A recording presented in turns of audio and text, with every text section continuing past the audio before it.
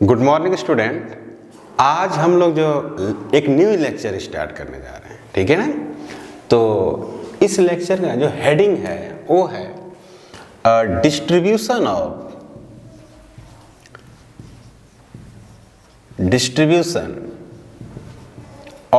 Charges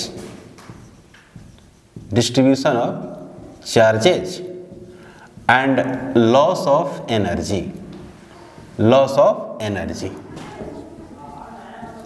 कहीं कहीं पे आपको लिखा रहेगा शेयरिंग ऑफ चार्जेस, बात एक ही है ना, distribution of charges and loss of energy.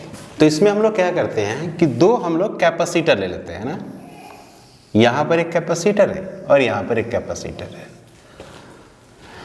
इसकी कैपेसिटेंस C1 और इसकी C2 है। फिलहाल चार्ज Q1 है और इसकी चार्ज Q2 है और इसकी पोटेंशियल V1 और इसकी पोटेंशियल है V2।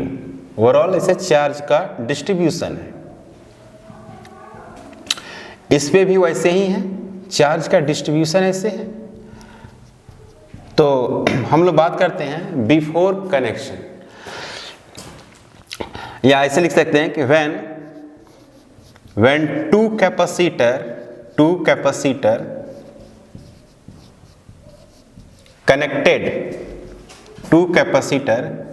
connected by metal wire,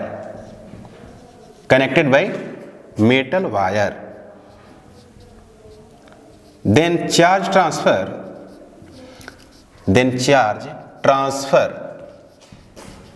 from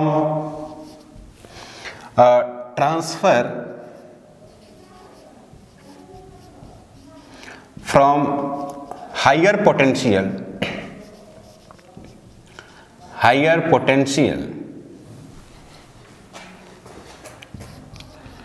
to lower potential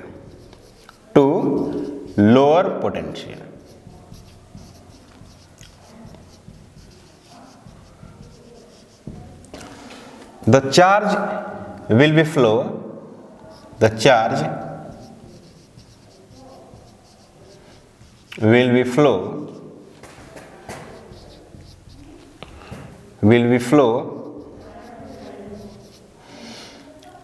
till the potential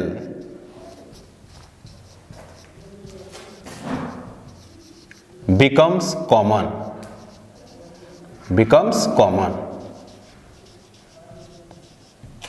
ठीक है। कब तक चार्ज बहेगी? जब तक कि दोनों का पोटेंशियल क्या हो जाए, कॉमन ना हो जाए। तो जो पहला काम कर रहे हैं, केस फर्स्ट, बिफोर कनेक्शन के पहले, इसको कनेक्शन नहीं किए हैं तब, तो Q इनिशियल टोटल चार्ज, तो टोटल चार्ज क्या होगा, इस पे जो चार्ज होगा वो कितना होगा, CV, Q बराबर CV।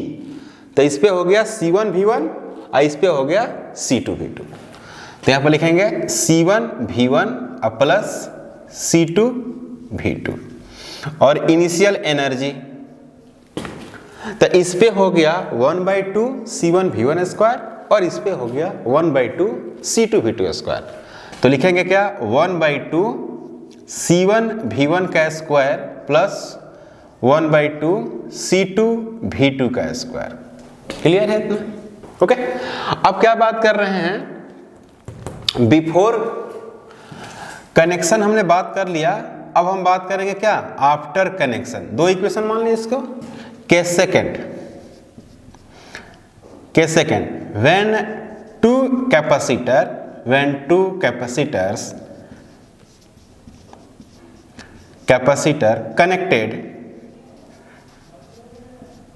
connected with metal wires,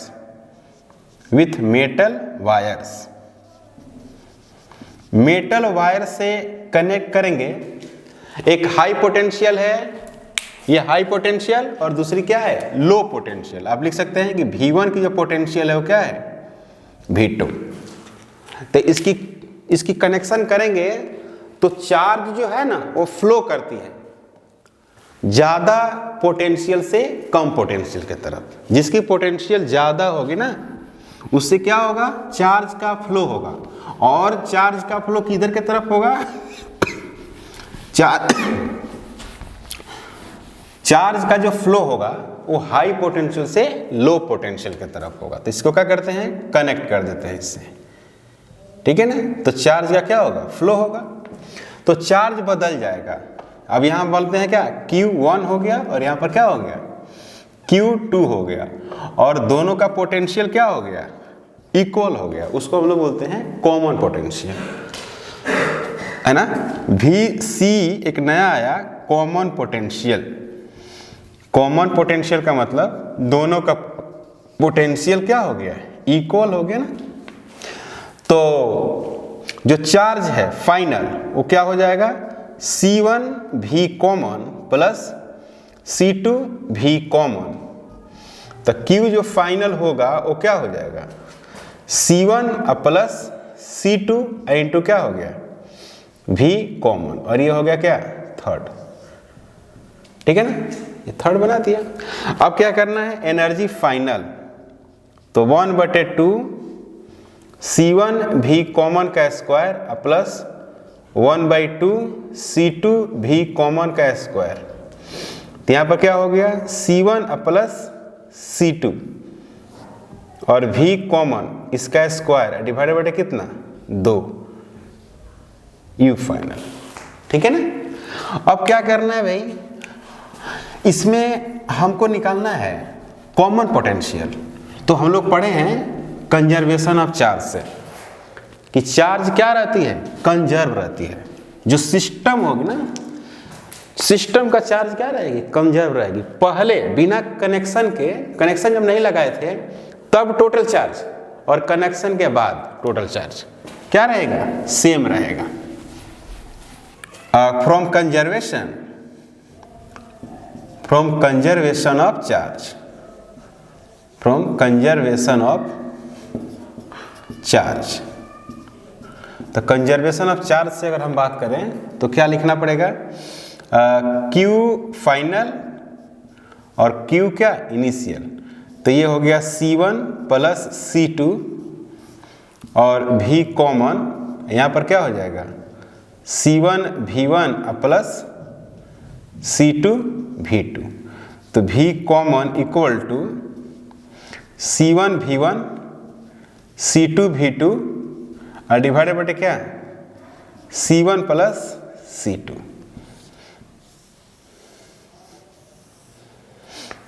है ना। कॉमन पोटेंशियल हो गया C1 V1 plus C2 V2 बटे C1 प्लस C2। अब बात करनी है क्या, लॉस ऑफ एनर्जी। तो लॉस ऑफ एनर्जी का मतलब क्या हुआ कि कनेक्शन में जब कनेक्शन किए हैं तार का तो उसमें एनर्जी का लॉस होगी, है ना। तो इनिशियल एनर्जी क्या होगी, ज्यादा होगी, और फाइनल जो एनर्जी होगी वो कम होगी। जो फाइनल एनर्जी आई है ये वाली मान क्या है, कम है। क्योंकि जब आप मेटल तार से उसको जब कनेक्ट करते हैं तो मेटल जो तार है, जो मेटल वायर है, वो क्या प्रोड्यूस हो जाएगा, हीट प्रोड्यूस हो जाएगा, उसमें रेजिस्टेंस आ जाएगा, और उसके चार्ज के फ्लो से रेजिस्टेंस आएगा। तो हीट के फॉर्म में एनर्जी क्या होगी, लॉस होगी। हीट के फॉर्म में, हीट के फॉर्म में एनर्जी क्या हो जाएगी, लॉस हो जाएगी। तो हम कह सकते हैं नाउ U जो इनिशियल है वो ग्रेटर किससे है, U फाइनल से। U इनिशियल, तो हम ऐसा लिख सकते हैं कि U इनिशियल U फाइनल के बराबर तब होगी जब इसमें हम क्या कर देंगे, डेल्टा U जोड़ देंगे, डेल्टा U, और ये क्या है, लॉस ऑफ एनर्जी है कि नहीं। इनिशियल और फाइनल बराबर करने का एक ही तरीका है कि इसमें लॉस को जोड़ दें। तो डेल्टा जो U होगा, डेल्टा U वो क्या हो जाएगा, U initial minus U final. तो U जो इनिशियल है वो है 1/2 C1 V1 का स्क्वायर प्लस 1/2 C2 V2 का स्क्वायर, है ना, minus 1/2 C1 plus C2 into V common, इसका क्या हो गया स्क्वायर, और V कॉमन क्या है यहाँ पर 1/2, ये 1/2 सब कॉमन ले लिए, C1 V1 का स्क्वायर प्लस C2 V2 का square minus C1 plus C2 into V common का स्क्वायर, है ना, C1 V1 plus C2 V2 इसका स्क्वायर डिवाइडेड बटे C1 प्लस C2 इसका स्क्वायर, है ना। ये एक कट जाएगा, यहाँ पर एक कट रहा है, एक वाला, तो इसको ओवरऑल सोल्व करोगे ना, आप सोल्व करोगे तो आपको मिल जाएगा कैसा, इसको अगर आप सोल्व करते हैं तो आपको रिजल्ट आएगा इस तरह का रिजल्ट आएगा।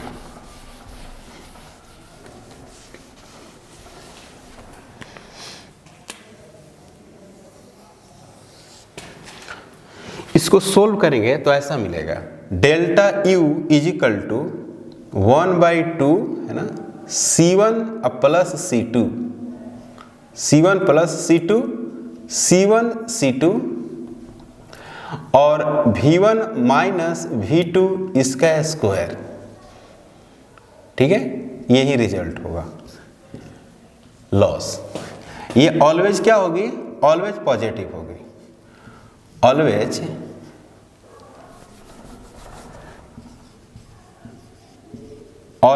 पॉजिटिव।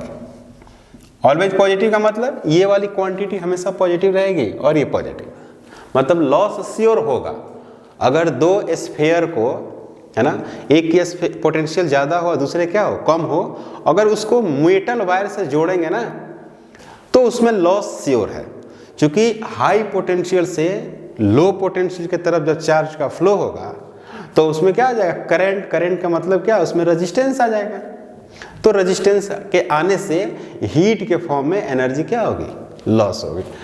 तो ऑलवेज पॉजिटिव होगी, मतलब लॉस श्योर होगी अगर V1 इक्वल टू क्या हो, V2 is equal to V हो, अगर दोनों के पोटेंशियल सेम हो, दोनों का पोटेंशियल क्या हो, सेम हो, सेम। तो दोनों का पोटेंशियल जब सेम होगा तो चार्ज का फ्लो तो नहीं होगा, चार्ज का फ्लो नहीं ना होगा, दोनों का पोटेंशियल सेम होगा तो लॉस नहीं होगी, चार्ज बहेगा ही नहीं तो लॉस होगा ही नहीं, तो लॉस नहीं होगी। तो डेल्टा U इक्वल टू क्या हो जाएगी, 0 हो जाएगी, मतलब कि U final, sorry U initial minus U final equal to 0, मतलब कि दोनों वगैरह बराबर होगा, इसका मतलब ये होगा, ठीक है, ठीक है, इसमें तो कोई डाउट नहीं है। तो एनर्जी किस रूप में लॉस हुआ, energy loss in the form, किस रूप में एनर्जी लॉस हुआ, हम इसकी बात कर रहे हैं। तो energy loss in the form of energy loss in the form of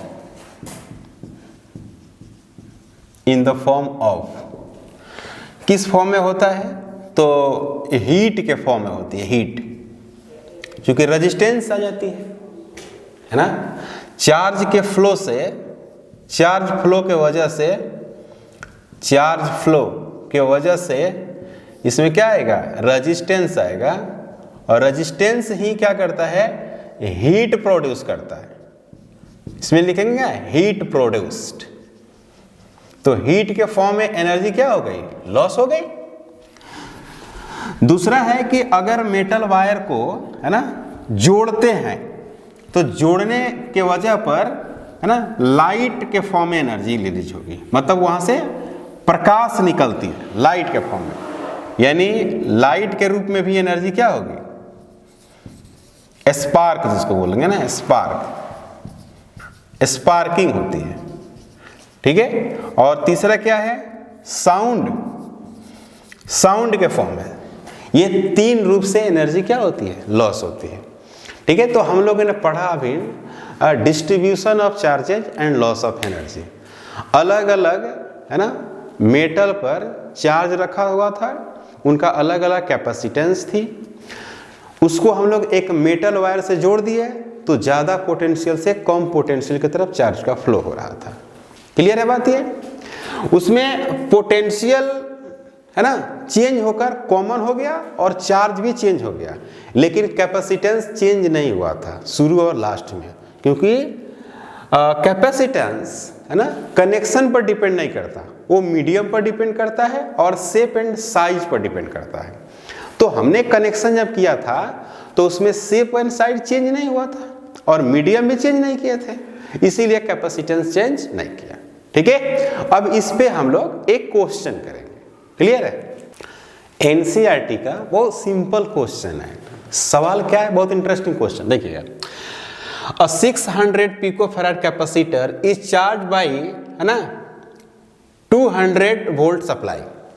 ठीक है, कह रहा है क्या कि एक कैपेसिटर है जिसकी कैपेसिटेंस क्या है 600 पिकोफैराड, मतलब 600 into 10 to the power minus 12 farad, मतलब C1 equal to 6 into 10 to the power minus 10 farad, ये दिया हुआ है। क्लियर? अब इसको कैसे चार्ज कर रहे हैं भाई? V1 से इसको चार्ज कर रहे हैं ना, V1 पोटेंशियल, और वो कितना है 200 वोल्ट। तो एक तो इनिशियल एनर्जी निकल ही जाएगी भाई, वो कितनी निकलेगी 1/2 C1 V1 इसकी स्क्वायर, तो U initial equal to 1/2 C1, C1 का मतलब 6 into 10 to the power minus 10 और इंटू 200, तो इसको हम लिख सकते हैं 6 into 10 to the power minus 8 joule, ये एनर्जी है, इनिशियल एनर्जी है। अब सवाल में क्या कह रहा है? इंटरेस्टिंग बात है। देखिए क्या कह रहा है, इट इज देन डिसकनेक्टेड, जो कनेक्शन C1 का पोटेंशियल से था उसको काट दिया, डिस्कनेक्ट कर दिया, मतलब कि पोटेंशियल जो पहले वाली था उसको हटा दिया, 200 वोल्ट को हटा दिया, किससे? C1 से, और उसको चार्ज कर दिया, उसकी पोटेंशियल कुछ हो गया। It is then disconnected from the supply से उसको हटाता है, and is connected to the another uncharge है ना 600 पिकोफैराड कैपेसिटर। ठीक है ना? How much electrostatics energy lost in this process. अब क्या कर रहा है ना कि उसको हटाने के बाद C1 से है ना, C1 से अब C2 को जोड़ देता है। ठीक है, तो now when C1 connected to the C2 capacitor, then common potential,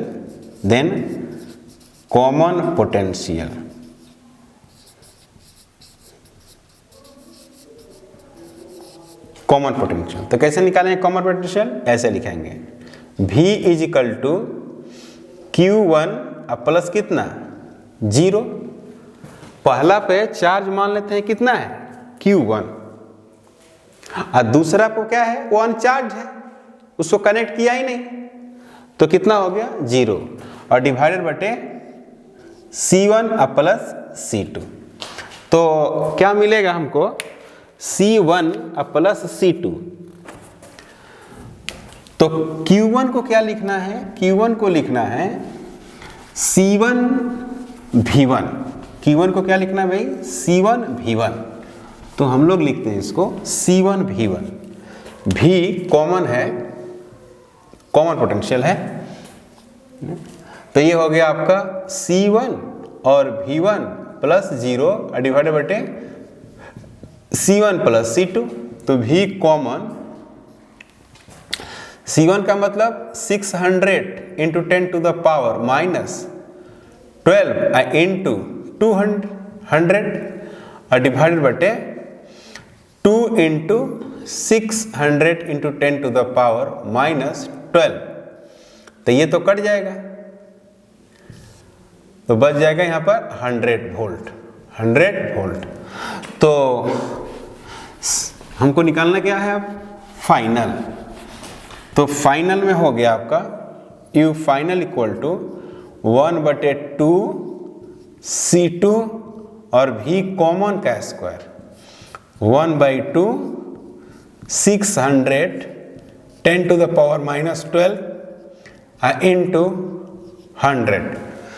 यहाँ पर V1 का स्क्वायर छूट रहा है, छोटू देखा ना, यहाँ पर V1 का स्क्वायर छूट रहा है, मतलब कि यहाँ पर जो होगा आपको 200 और ना होगा तो कितना हो जाएगा यहाँ पर हो गया आपका ये तो कट जाएगा, आपको 12 हो जाएगा। 12 इंटू 10 to the power -8 मतलब 6 जूल -6 जूल। V का स्क्वायर होगा, छूट गया था, V का स्क्वायर होगा। ओके, तो यहाँ पर होगा V का स्क्वायर, V कॉमन का स्क्वायर मतलब इतना होगा। तो ये फाइनल एनर्जी आ गया, और ये फाइनल एनर्जी जो आ गई आपको वो आ गई है आपको 3 आ गई है। तो इसको हम लोग लिखेंगे क्या, नहीं C फाइनल में क्या है, दोनों का है ना, तो इन्हें U फाइनल दोनों है, U फाइनल इक्वल टू 1/2 और C1 प्लस C2 है ना, इंटू V कॉमन का स्क्वायर।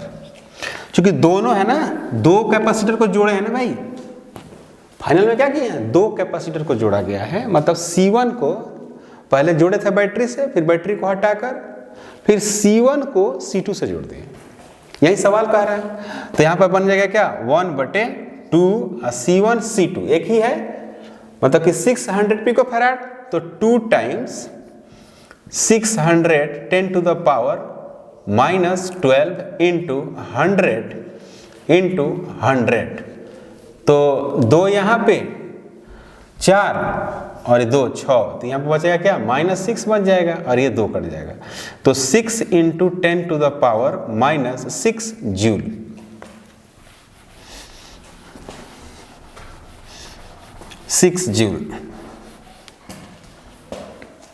तो लॉस क्या हो जाएगा भाई, loss U initial minus U final. तो U इनिशियल जो है वो कितना है 12 into 10 to the power -6 minus 6 into 10 to the power -6, तो आया 6 into 10 to the power -6 joule, और ये आंसर हो जाएगा। क्लियर है बात। इसी तरह से और भी आपको बहुत सारे क्वेश्चन आपको मिलेंगे इस पे, लॉस ऑफ एनर्जी पे, ठीक है ना, लॉस ऑफ एनर्जी पे और भी सारे क्वेश्चन हैं जो आप सोल्व कर सकते हैं। ये एनसीईआरटी की क्वेश्चन थी, आप जाकर उसको देख सकते हैं। अब हम लोग जो पढ़ने आगे जा रहे हैं, आगे टॉपिक को बढ़ाते हैं, है ना। अब हम लोग इसी में पढ़ेंगे, एक छोटी सी कंसेप्ट है डाई इलेक्ट्रिक्स, है ना। डाई इलेक्ट्रिक्स की बात करते हैं, डाई इलेक्ट्रिक्स, डाई इलेक्ट्रिक्स। तो इसमें अगर हम लोग लिखते हैं कि it is non conducting material, it is non-conducting material which placed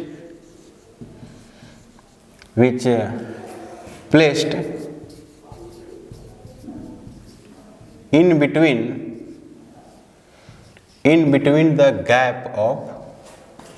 the gap of metal plate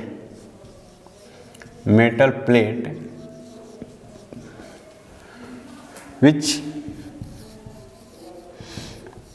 store the charge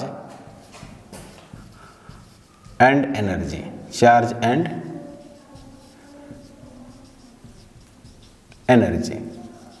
then finally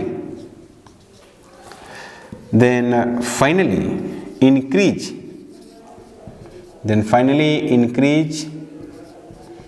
the energy and capacitance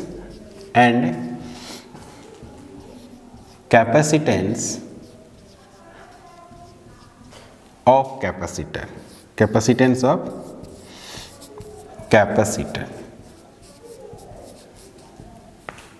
capacitance of capacitor. Dielectric एक non conducting material है ना, जो हम लोग दो parallel plate capacitor के बीच में अगर रखते हैं तो क्या करता है, चार्ज और एनर्जी को स्टोर करता है, और फाइनली उस प्लेट के जो कैपेसिटर है यानी जो कैपेसिटी है उसके स्ट्रेंथ को क्या कर देता है, बढ़ा देता है, यानी कैपेसिटेंस को बढ़ा देता है, ऐसे कह सकते हैं। तो इसमें जो होता है आपको, एक होता है पोलर डाइलेक्ट्रिक्स, पोलर डाइइलेक्ट्रिक्स, और दूसरा होता है नॉन पोलर, नॉन पोलर डाइइलेक्ट्रिक्स।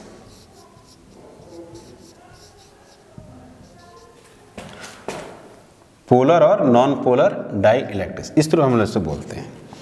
और इसको समझने के लिए हम ऐसे लिख सकते हैं यहाँ पर, है ना, कि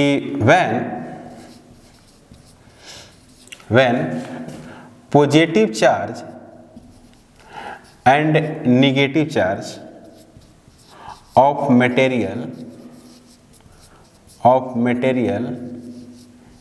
is coincides, that is neutralize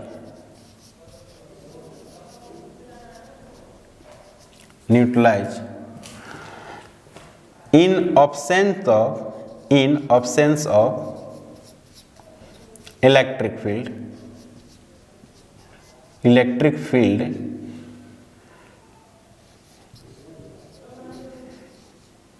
the material is called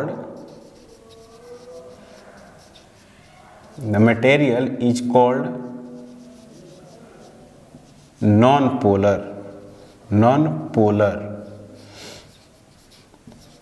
otherwise polar।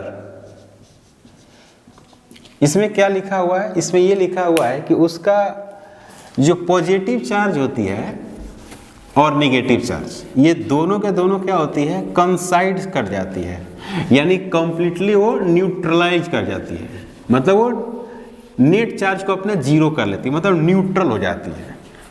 यानी आप इस तरह से इसको बहुत बात कर सकते हैं, वीक इलेक्ट्रिक फील्ड ऐसा है। वीक अगर बात करें, वीक इलेक्ट्रिक फील्ड जैसे मान लें कैसी तरह से है, डाइलेक्ट्रिक मटेरियल कोई ऐसा है, तो इस फॉर्मेट में है plus minus plus minus plus minus, इस तरह से अपना बना, प्लस माइनस इस तरह से करके बना हुआ है, प्लस माइनस ऐसे इस तरह से बना हुआ है। कब, जब एक्सटर्नल इलेक्ट्रिक फील्ड क्या है, एक्सटर्नल फील्ड क्या है यहाँ पर, जीरो है, तो इस फॉर्मेट में है ना। अब क्या करते हैं कि इसी को यहाँ पर बाहर से फील्ड देते हैं, जैसे मान लीजिए कि इस तरह से बना दिए, यहाँ पर बैटरी लगा दिए और इस तरह से, तो होगा क्या कि इस साइड में सब क्या हो जाएगा, निगेटिव निगेटिव, और इस साइड में क्या हो जाएगा, पॉजिटिव पॉजिटिव। तो ये जो बैटरी होती है ना, बैटरी जनरली क्या करती है, फील्ड क्रिएट करती है, बैटरी जनरली फील्ड क्रिएट करती है। तो यहाँ पर फील्ड क्रिएट करेगी यहाँ पर, तो होगा क्या कि इसमें फोर्स लगने लगेगा, यानी जितने भी पॉजिटिव चार्ज है ना वो इधर की तरफ जाएंगे, क्योंकि यहाँ से फील्ड निकलेगा पॉजिटिव से निगेटिव की तरफ। तो इसमें जो पॉजिटिव चार्ज है उस पर फोर्स इधर की तरफ है ना, इलेक्ट्रिक फील्ड के दिशा में, और निगेटिव चार्ज में जो फोर्स लगेगा वो कहाँ हो जाएगा, इधर की तरफ हो जाएगा, इस तरह से बन जाएगा। यानी आप देखेंगे तो ऐसा हो जाएगा, या इसको आप हटा दो, अरे इसको हटा दो, सिंपली आप फील्ड दो, ये बिल्कुल फील्ड दिखाता है इसे, तो यहाँ से फील्ड दिखा देंगे, इस तरह से फील्ड है, फील्ड दे दिया अंदर में, तो यहाँ पर क्या हो जाएगा, इस तरह से हो जाएगा, मतलब पॉजिटिव वाला इधर, माइनस इधर, माइनस इधर, प्लस इधर, है ना, माइनस प्लस माइनस प्लस और माइनस प्लस, है ना। इसमें क्या हुआ, इस पे फोर्स लग रहा है, किधर, इधर की तरफ फोर्स लग रहा है। इसमें फोर्स किधर लग रहा है, इधर लग रहा है। इसमें फील्ड जो दिए हैं वो क्या दिए हैं, वीक दिए हैं, वीक फील्ड है, वीक फील्ड दिया गया है। तब ऐसा है, जब स्ट्रॉन्ग फील्ड दिया जाएगा तो क्या होगा, जब हम लोग स्ट्रॉन्ग फील्ड देंगे तो कंप्लीट न्यूट्रलाइज नहीं होगा, कंप्लीट नहीं टूटेगा, कुछ इसका मान तो रह जाएगा। when strong field applied, अगर स्ट्रॉन्ग फील्ड अप्लाइड करते हैं तो क्या होगा, कंप्लीटली ये टूट के कहाँ चलेगा, उधर जाएगा, और कुछ ये निगेटिव वाला किधर आएगा, इधर आएगा। यानी आप नया अगर डायग्राम बनाएंगे, इसी में नया डायग्राम बनाते हैं तो ऐसा बन जाएगा, इस तरह से बनेगा।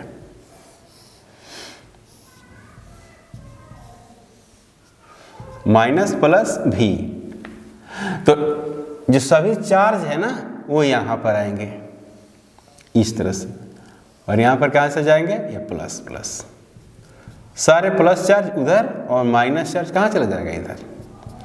तो बाहर से देख फील्ड ई दे रखा था, अंदर में एक फील्ड नया आ जाएगी, ऐसे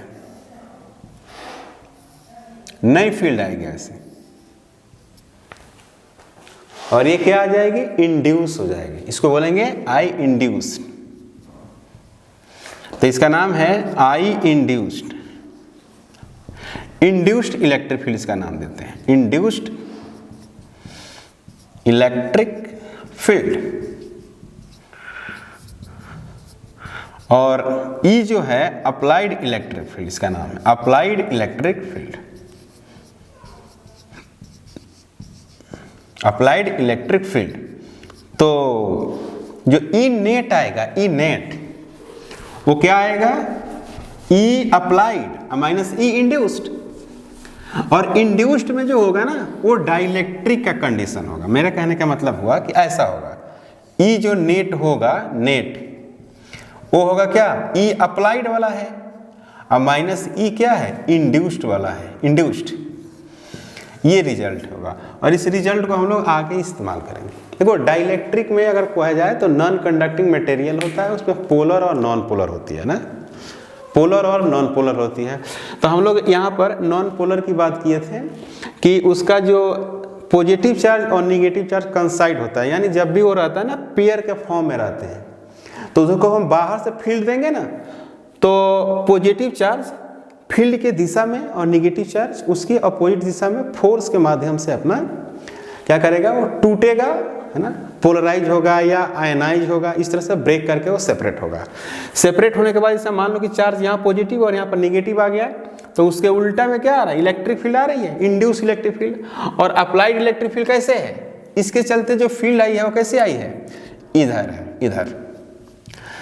तो ई जो है इंड्यूस्ड इलेक्ट्रिक फील्ड है, और इंड्यूस्ड जो इलेक्ट्रिक फील्ड होगी वो हमेशा अप्लाइड फील्ड से क्या होगी, कम होगी, होगी कि नहीं, क्योंकि ये इंड्यूस किसके चलते हुई है, इसी के चलते हुई है। तो इसको हम लोग पता करेंगे कितना चार्ज इंड्यूस हुआ, इसके बाद हम लोग पढ़ेंगे कि कितना इस पे चार्ज इंड्यूस हुआ, इस तरह की हम लोग बात करने वाले हैं।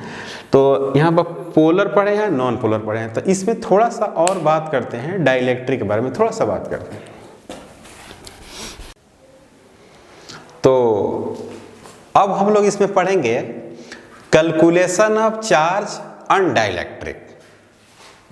अनडाइलेक्ट्रिक, तो डाइलेक्ट्रिक पे जो चार्ज आएगा वो इंड्यूस चार्ज होगा, इंड्यूस होगा, क्योंकि यहाँ पे जो क्वेश्चन आता है ना जेई मेन में आता है, जो अभी डेराइव करेंगे ना फार्मूला, वो फार्मूला पुटिंग क्वेश्चन है जेई मेन का। तो हेडिंग होगी, छोटी सी फार्मूला एक लाएंगे हम लोग, हेडिंग है कि calculation of induced charge, calculation of induced charge on dielectric, है ना, अनडाइलेक्ट्रिक, अनडाइलेक्ट्रिक। तो यहां पे हम कुछ बातें लिख रहे हैं। पहली बात कि एक प्लेट बना रहे हैं, है ना, देखिएगा इस तरह से एक प्लेट है और इसके बीच में हम लोग रखे हैं क्या, डाइलेक्ट्रिक रखे हैं, है नहीं ना, ये डाइलेक्ट्रिक मटेरियल एक रख दिया है इससे। और इस डाइलेक्ट्रिक मटेरियल की एक कांस्टेंट वैल्यूज है जिसका नाम है डाइलेक्ट्रिक कांस्टेंट। मतलब कि इसकी स्ट्रेंथ कि बाहर से फील्ड दे रहे हैं ना, तो कितना पर जाके ये टूटता है, आयोनाइज होता है, सेपरेट होता है, या बॉन्ड इसके टूटते हैं। तो एक ताकत इनकी होगी ना बॉन्ड की, है ना, उसको हम लोग डाइलेक्ट्रिक कांस्टेंट नाम दिए हैं। क्लियर, कांस्टेंट वैल्यूज है, हर मटेरियल का अपना अलग अलग मान होगा। अब इसमें हम क्या करते हैं कि बैटरी लगाते हैं, तो ये बैटरी क्या करेगी, फील्ड क्रिएट करेगी, ऐसा हमने पढ़ा है, अभी हमने पढ़ा ना, ऐसे फील्ड क्रिएट करेगी। तो वो फील्ड क्या है, बैटरी जो है वो फील्ड दे रही है। तो इधर फील्ड हमने क्या दिया था, ई दिया था, ई फील्ड दिया था। तो फिर इसमें क्या किया था, टूट गया था ना, इस तरह से टूटा हुआ था, और टूटने के बाद इधर क्या हो गया था, प्लस, और इधर हो गया था माइनस। तो उसके अंदर में फील्ड ऐसे इंड्यूस हुआ था। क्लियर, ई इंड्यूस इस तरह से हुआ था। तो हमने ई नेट निकाला था, E net is equal to, अब ये पे चार्ज है ना, ये वाला चार्ज, ये क्यू डैश है, ध्यान दीजिएगा, और ये भी क्या है, क्यू डैश, क्योंकि इंड्यूस है। और ये जो बैटरी के द्वारा जो दिया गया है वो चार्ज इस पे क्या है, प्लस क्यू, और इस पे जो चार्ज है वो क्या है, माइनस क्यू। क्लियर, इसी चार्ज के वजह से इस पे इंड्यूस हुआ है, क्योंकि इसके फील्ड से इसका बॉन्ड टूटा, और टूटने के बाद चार्ज सेपरेट आया अलग अलग, उसके बाद वो चार्ज फील्ड क्रिएट किया। पहले तो हम बैटरी लगाए, तो बैटरी को से चार्ज मिला हमको, बैटरी ने क्या दिया, चार्ज दिया कैपेसिटर को। अब ये चार्ज इस प्लेट पर पूरा फैल गया, इधर पॉजिटिव पॉजिटिव फैल गया ना ऐसे, और इधर क्या फैल गया, निगेटिव निगेटिव फैला। और ये जो पॉजिटिव पॉजिटिव और निगेटिव निगेटिव है, ये फील्ड क्रिएट किया है ई, है ना। तो इस फील्ड में ये रखा हुआ था डाइलेक्ट्रिक, और उसमें क्या था, नॉन पोलर मोलेक्युल्स थे, प्लस और माइनस एक पेयर के फॉर्म में थे। तो ये फील्ड उस पेयर पे फोर्स लगाया, प्लस और माइनस जो बॉन्ड बनाया था, तो ये फील्ड उस प्लस पे फोर्स इधर के तरफ लगा दिया, और माइनस के तरफ उसके उल्टा में फोर्स लगा दिया। तो और फील्ड को बढ़ाए, फिर और बढ़ाए, तो क्या कर गया, उसके बॉन्ड टूट गए, तो टूट कर ये पॉजिटिव आ गए, जिसका नाम क्यू डैश इंड्यूस चार्ज। और ये क्या है आपका, इधर है आपको क्यू डैश इंड्यूस चार्ज, मतलब माइनस में और ये प्लस में। क्लियर है बात। तो इसको देखते हुए हमने यहां पर लिखा, क्या लिखा, ई माइनस ई इंड्यूस्ड, ठीक है। तो नेट जो इलेक्ट्रिक फील्ड है ना, नेट इलेक्ट्रिक फील्ड वो क्या करेगी, घटेगी ना। नेट तो इलेक्ट्रिक फील्ड घट के आती है ना, माइनस होकर। सपोज जज कि ये 4 है, तो ये तो 4 होगी नहीं, डाइलेक्ट्रिक के केस में चार्ज नहीं हो सकती है, क्योंकि ये फील्ड इसी के वजह से आई है। तो कोई भी फील्ड, चाहे कोई भी प्रॉपर्टीज किसी दूसरे प्रॉपर्टीज के वजह से आई है, तो न्यू आई हुई प्रॉपर्टीज की ताकत या वैल्यूज कभी भी जिसके वजह से आई है उससे ज्यादा नहीं हो सकती। ये तो कॉमन सी बात है। तो हम लोग यहां पर देखिए, एक और बात लिखते हैं कि एरिया ऑफ प्लेट ए है और सरफेस चार्ज डेंसिटी क्या है, सिग्मा है। ये सारी बातें हम लोग जानते हैं। तो यहां पर लिख सकते हैं कि A is equal to area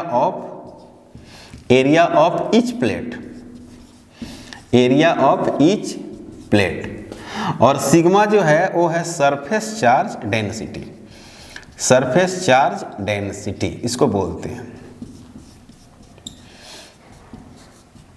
surface charge density बोलते हैं। अब यहां पर देखिए, ई नेट का जो वैल्यूज होगा वो सिग्मा डिवाइडेड बटे ऑप्सिलन 0 और के होगा, समझिए, ठीक है ना। सिग्मा बटे ऑप्सिलन 0 के होगा, ये नेट फील्ड है। तो नेट जो फील्ड होती है वो सिग्मा बटे ऑप्सिलन 0 के। ये कैसे आया है हम इसके बाद नोट में लिखेंगे उसको, कैसे आया है। ये वाला तो कोई दिक्कत नहीं है, ये तो अप्लाइड है भाई। तो ये कितना हो जाएगा, सतह पर फील्ड कितना देता है, सिग्मा बटे ऑप्सिलन 0। ये वाली क्या है, इंड्यूस है, ये वाला इंड्यूस है, तो इसका क्या होगा सिग्मा डैश डिवाइडेड बाय क्या एप्सिलॉन जीरो। हमको क्या निकालनी है, ये वाली क्वांटिटी निकालनी है, मतलब कि क्यू डैश निकालनी है। तो इसको लिख सकते हैं सिग्मा बराबर होता है क्यू बटे क्या होती है area, sigma equal to Q by area होती है ना भाई, सिग्मा इक्वल टू क्यू बटे एरिया। तो आप उस हिसाब से है ना क्यू को सिग्मा में कर सकते हैं, कन्वर्ट कर सकते हैं। तो सिग्मा में अगर कन्वर्ट करेंगे तो आपको मिलने वाला है क्या, यहां पर लिख सकते हैं, यहां पर क्यू डिवाइडेड बटे एप्सिलॉन जीरो ए और के इजिकल टू क्यू बटे A epsilon zero minus Q dash divided बटे ए एप्सिलॉन जीरो। तो इसको हम इधर लेकर आएंगे, उसको उधर लेकर जाएंगे। तो क्यू डैश डिवाइडेड बटे A epsilon zero equal to Q है ना, और यहाँ पर लिखेंगे A epsilon zero equal to 1 minus 1 बटे के। तो ए एप्सिलॉन जीरो से कट जाएगा, तो Q dash equal to Q और 1 माइनस 1 बाई के। बड़ा फेमस फार्मूला है, जेईई मेन में अक्सर इससे सवाल पूछता है। ये चार्ज बैटरी के द्वारा जो गिवन था वो है, और ये उसकी डाइलेक्ट्रिक कांस्टेंट है। नोट में हम जो बात करने वाले हैं, यहाँ पर मैंने लिखा है कि इलेक्ट्रिक फील्ड डाइलेक्ट्रिक के केस में घटती है। तो देखो भाई क्या क्या घट जाती है और क्या बढ़ जाती है, ये थोड़ा सा समझो। जैसे हम लोग जानते हैं, नोट में लिखते हैं, नोट में कि we know that, note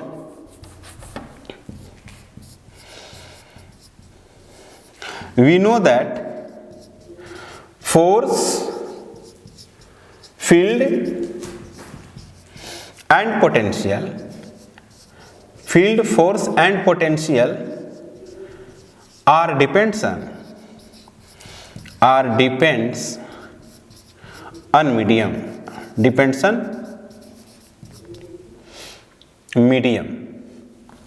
medium पर डिपेंड करती है।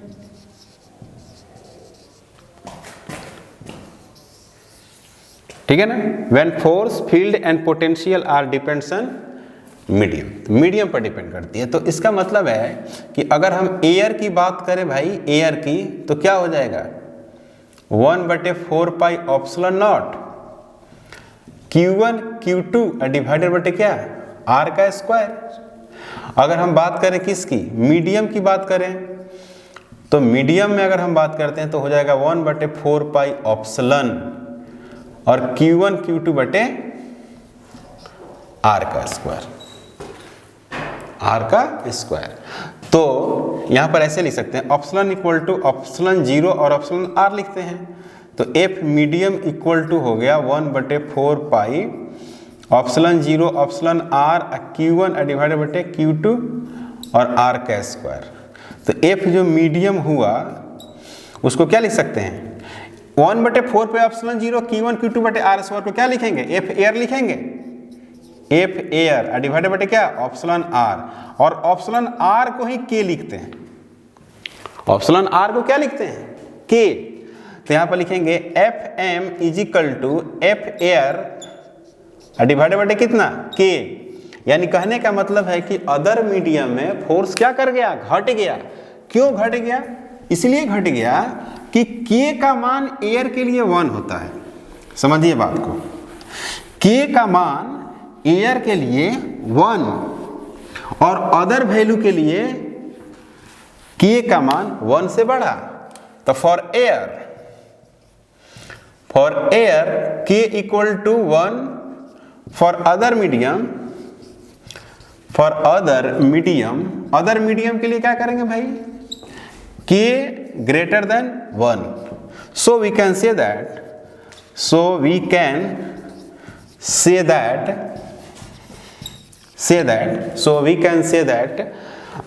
force,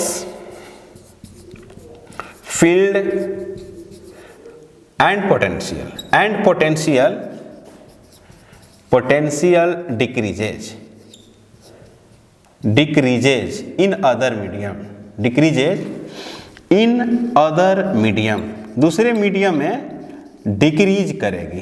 क्लियर है बात। यानी अगर हम बात करें F मीडियम, जैसे FM जिसे हम बात करें FM, तो F एयर डिवाइडेड बटे के E मीडियम, तो F E mid air divided बटे के V मीडियम, तो V एयर बटे के।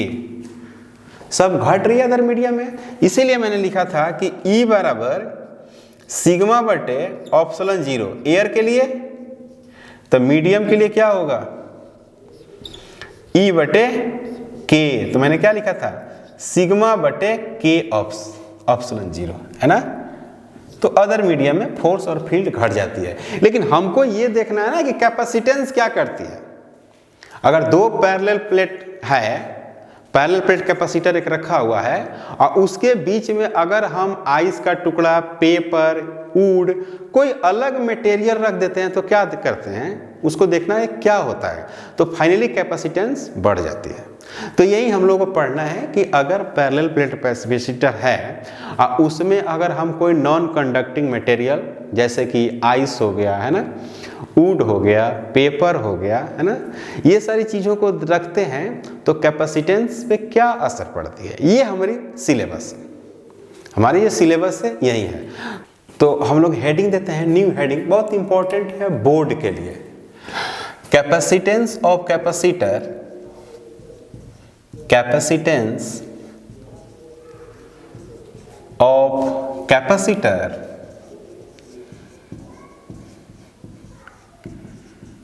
when non-conducting material placed in between, तो क्या होगा, इन बिटवीन प्लेस्ड करेंगे तो क्या होगा। तो सबसे पहली बात कि ए जो है एरिया ऑफ प्लेट्स है, area of plate, D equal to है डिस्टेंस बिटवीन प्लेट, K जो है dielectric constant of material, dielectric constant of material, constant of material.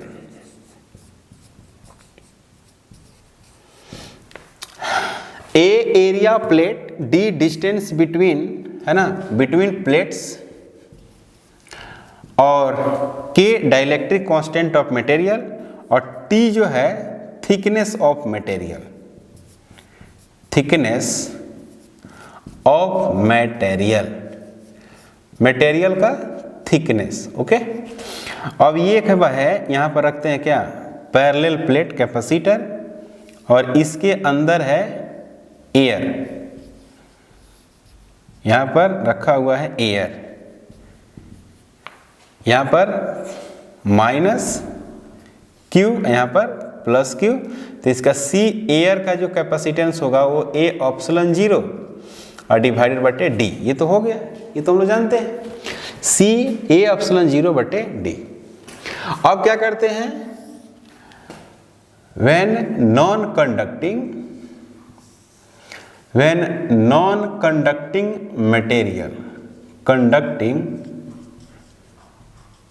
Material placed,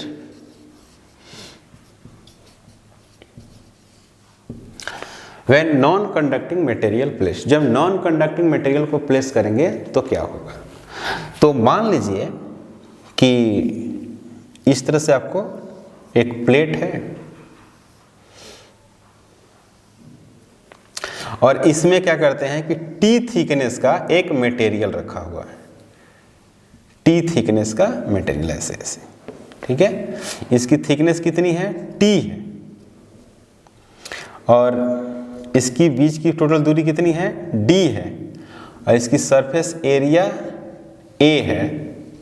जैसे इसको बैटरी से कनेक्ट किया गया तो आपको पता है कि इस पे क्या चार्ज आएगा, इस पे प्लस क्यू और इस पे आएगा माइनस क्यू। बाकी आप समझ ही रहे हैं कि इस पे फील्ड क्रिएट करेगी, फिर इसके अंदर चार्ज इंड्यूस हो जाएगा, वो चार्ज फील्ड के उल्टा में फील्ड क्रिएट करने लगेंगे। ये सारी चीज है, को पता है, पता है ना ये, यानी इसमें जो फील्ड है वो क्या है, ई है, और इसमें जो फील्ड है उल्टा में वो क्या है, ई इंड्यूस है। बोलो, और इसकी डाइलेक्ट्रिक कांस्टेंट कितनी है, के है, के डाइलेक्ट्रिक कांस्टेंट। इस मटेरियल की डाइलेक्ट्रिक कांस्टेंट के है, बाहर से फील्ड क्या दी गई है, ई दी गई है, बैटरी के द्वारा जो फील्ड आई है वो ई आई है। क्लियर है बात। और इन दोनों प्लेट की जो बीच की दूरी है वो क्या है, डी है। दोनों प्लेट की बीच की दूरी डी है। तो इसके दोनों प्लेट के वजह से फील्ड क्रिएट करेगी, और वो फील्ड जब इस मटेरियल पर पड़ेगी तो उसमें जो नॉन पोलर जो मोलकुल्स हैं वो क्या हो जाएंगे, आयनाइज हो जाएंगे, और चार्ज का डिस्ट्रीब्यूशन हो जाएगा, इधर प्लस इधर माइनस, और उसके अंदर में एक फील्ड क्रिएट करेगा जिसका नाम है ई इंड्यूस्ड। क्लियर है। तो हम लोग क्या करेंगे ना कि इसमें दो टर्म का हम लोग पोटेंशियल लिख देंगे, इसमें दो टर्म का पोटेंशियल लिखेंगे, क्योंकि कैपेसिटेंस कैलकुलेट करने के लिए पोटेंशियल चाहिए हमको ना। तो हम क्या करते हैं, नाउ नेट पोटेंशियल। तो पोटेंशियल एक स्केलर क्वांटिटी है, तो दो फेज में निकाल कर हम ऐड कर सकते हैं ना, एक इसकी पोटेंशियल और एक एयर वाला का पोटेंशियल। क्लियर। तो V is equal to air वाला में, एयर वाला ये है तो इसको लिखेंगे एयर वाला में E into D minus T. बोलिए सही लिखा है, E माइनस और डी माइनस टी।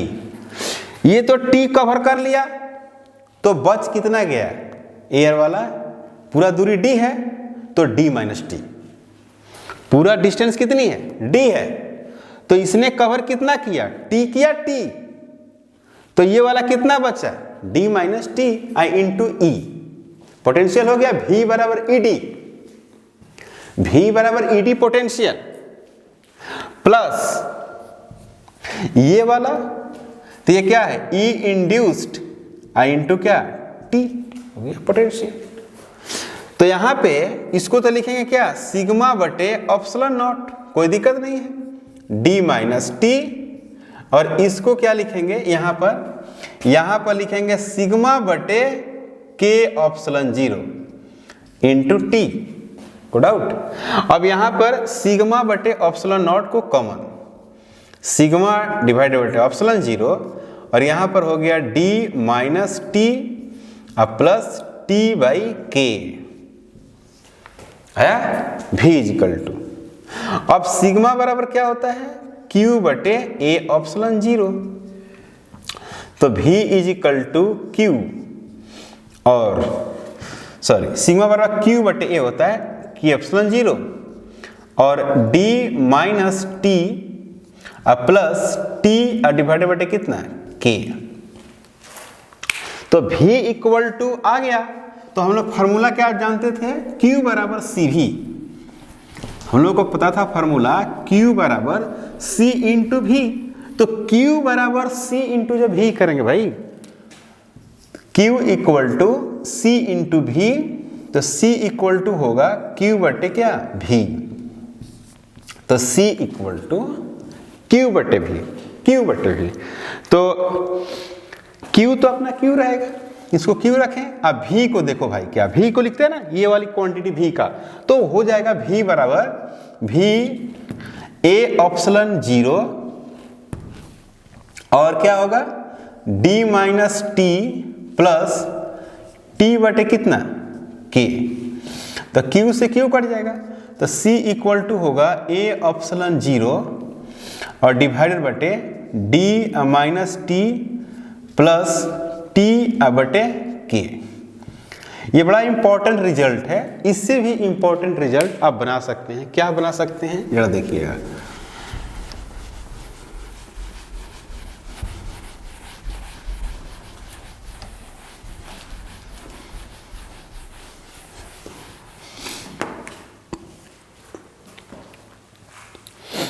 इसमें डी कॉमन ले लीजिए, डी कॉमन लीजिए, तो C equal to A epsilon 0 divided बटे डी, और यहां पर मिलेगा क्या 1 माइनस टी बटे डी प्लस टी बटे डी और के, ऐसे मिलेगा। तो इसको हम लोग क्या लिखेंगे, इसको एयर वाला लिख सकते हैं, सी एयर। तो C equal to C air और 1 माइनस टी डिवाइडेड बटे कितना डी और प्लस टी बटे डी के। ये बड़ा इंपॉर्टेंट रिजल्ट है ना, ये बहुत इंपॉर्टेंट, बोर्ड के लिए तो बड़ा इंपॉर्टेंट रिजल्ट है। और देखो इस पे जेईई मेन का सवाल कैसे बनेगा। अब क्या करते हैं कि when completely field, when completely field, जब इसको हम लोग क्या करेंगे कंप्लीटली फील्ड कर देंगे, है ना। कंप्लीटली जब फील्ड करेंगे तो सी की डी और टी दोनों क्या होगा, बराबर हो जाएगा ना। अगर हम डायग्राम में उसको देखें, डायग्राम अगर बना कर देखें तो ऐसा हो जाएगा, मतलब कि ये प्लेट हो गया, ये प्लेट है, और इसमें क्या करते हैं पूरा भर देते हैं, मतलब ये टी जो थिकनेस था ना इतना पूरा भर दिए, तो क्या हो गया टी बराबर डी नहीं हो गया, और ये के हो गया, है ना, इस तरह से हो गया। तो यहां पर फार्मूला में देखो, फार्मूला में सी एयर डिवाइडेड बटे टी के जगह पर डी रखना है ना। तो 1 माइनस डी बटे डी, ये पार्ट तो 0 हो गया, अब प्लस डी बटे डी और के, तो ये कट जाएगा, ये क्या हो जाएगा 0। तो C is equal to C air divided बटे 0 प्लस 1 बटे के, तो ये क्या आ गया C इज इक्वल टू के इंटू सी एयर, मतलब कि कैपेसिटेंस बढ़ जाता है के टाइम्स। बाकी आपने देखा था कि फील्ड क्या हो रही थी, घट रही थी, पोटेंशियल फोर्स ये सब के सब घट रही थी। क्लियर है भाई, सारी क्वांटिटी क्या हो रही थी, घट रही थी, और कैपेसिटेंस क्या कर गया, बढ़ गया। कैपेसिटेंस क्या हुआ, बढ़ गया। समझ में आया। तो इसका मतलब है कि यहां पर एक लाइन तो आप लिखना बनता है ना। नाउ कैपेसिटेंस इंक्रीज, सीधी सीधी बात है ना, कैपेसिटेंस इंक्रीज, कैपेसिटेंस जो है ना वो बढ़ जाती है। समझ में आया छोटू, कैपेसिटेंस क्या करती है, बढ़ जाती है। तो एक बार ऐसे लिख दो, सी मीडियम और सी एयर का वैल्यू कितना था, A epsilon 0 divided by D, है ना, यहाँ पर हो गया के।